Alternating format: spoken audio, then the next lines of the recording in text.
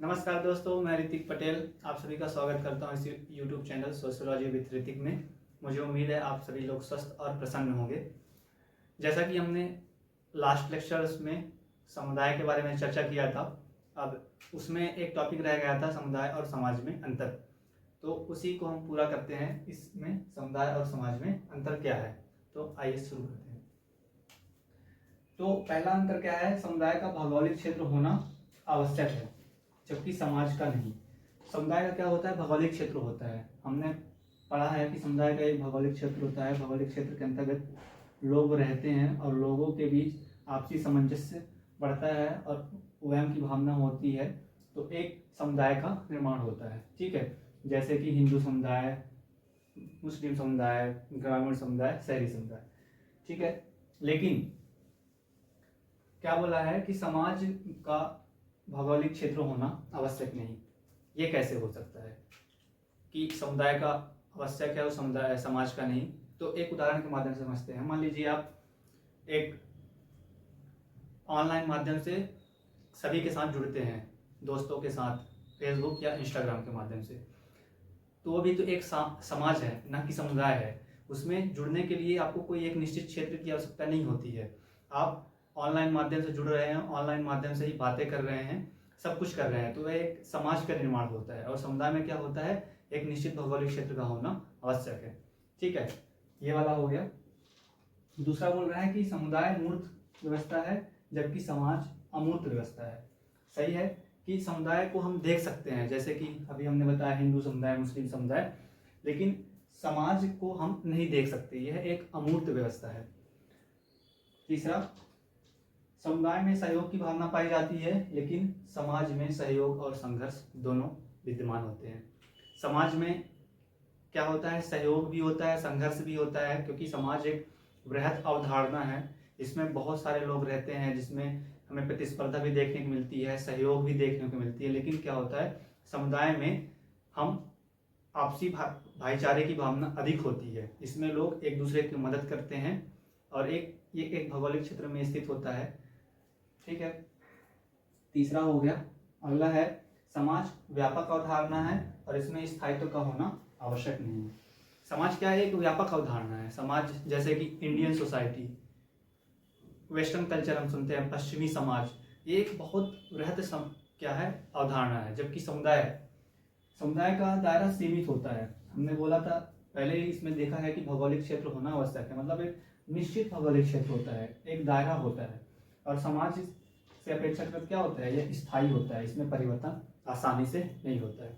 ठीक है, समाज का कोई नाम होना आवश्यक नहीं है, पर समुदाय का क्या होता है, विशेष नाम होता है। समाज का कोई नाम नहीं होता, आवश्यक भी नहीं है समाज का कोई नाम हो, लेकिन समुदाय का नाम होता है।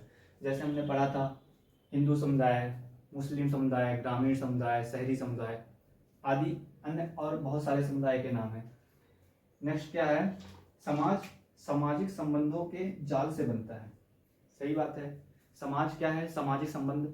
समाज में हम उपस्थित होते हैं, लोग आपस में मिलते हैं, तो उनके बीच एक संबंध बनता है। संबंध से ही क्या होता है, समाज का निर्माण होता है। क्या बोला है, समाज सामाजिक संबंधों के जाल से बनता है, जबकि समुदाय विशेष स्थान पर रहने वाले लोगों के द्वारा, जिसमें पारस्परिकता और हम की भावना पाई जाती है।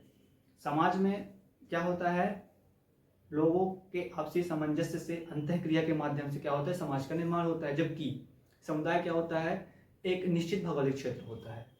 एक निश्चित भौगोलिक क्षेत्र होता है, इसमें निवास करने वाले लोग, स्थान पर रहने वाले लोगों के द्वारा, जिसमें पारस्परिकता और आपसी सहयोग की भावना होती है। इसे ही क्या बोलते हैं, समुदाय बोलते हैं। नेक्स्ट क्या है, समुदाय में समाज पाया जाता है, लेकिन समाज में समुदाय का होना आवश्यक नहीं। समुदाय अपने आप में एक पूर्ण इकाई है। ये नीचे वाला दिख नहीं रहा होगा, मैं बोल दे रहा हूं एक बार और। समुदाय में समाज पाया जाता है, लेकिन अच्छे से देखिएगा इसको, समुदाय में क्या पाया जाता है, समाज। ये एक समुदाय है, ठीक है, ये मान लीजिए एक समुदाय है।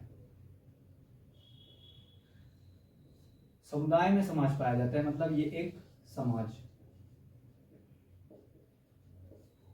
और आगे क्या बोल रहा है, लेकिन समाज में समुदाय का होना आवश्यक नहीं। इसके अंदर क्या बोल रहा है, समुदाय का होना जरूरी नहीं है, समुदाय का होना जरूरी नहीं। समुदाय अपने आप में एक पूर्ण इकाई है। क्या बोल रहा है, समुदाय में अपनी पूर्ण इकाई। इसको इस प्रकार से समझते हैं, मान लीजिए एक समाज है, ठीक है, और एक समुदाय। समुदाय को हम जानते हैं निश्चित भौगोलिक क्षेत्र होते हैं, उसमें रहने वाले लोग आपस में, उनमें पारस्परिकता की भावना पाई जाती है। लेकिन समाज, समाज एक बृहद अवधारणा है, बहुत बड़े भौगोलिक क्षेत्र तो होता ही नहीं है, इसमें बहुत बड़े क्षेत्रों में रहते हैं। और उनमें क्या होता है, क्या बोल रहा है कि इसमें समुदाय का होना आवश्यक नहीं। समुदाय का क्या होता है, भौगोलिक क्षेत्र होता है, लेकिन समाज में भौगोलिक क्षेत्र का होना जरूरी नहीं है। तो इस आधार पर ये दोनों अलग हो गए। और ये बोल रहा है कि समुदाय में समाज होता है।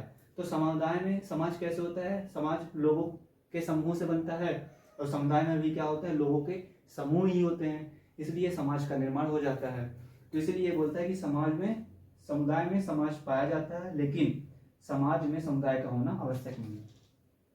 समुदाय अपने आप में ये पूर्ण इकाई है। तो ये इसमें अंतर हो गया, और बस इतना ही अंतर है, और बहुत सारे अंतर हैं। जो वीडियो पसंद आया होगा, धन्यवाद।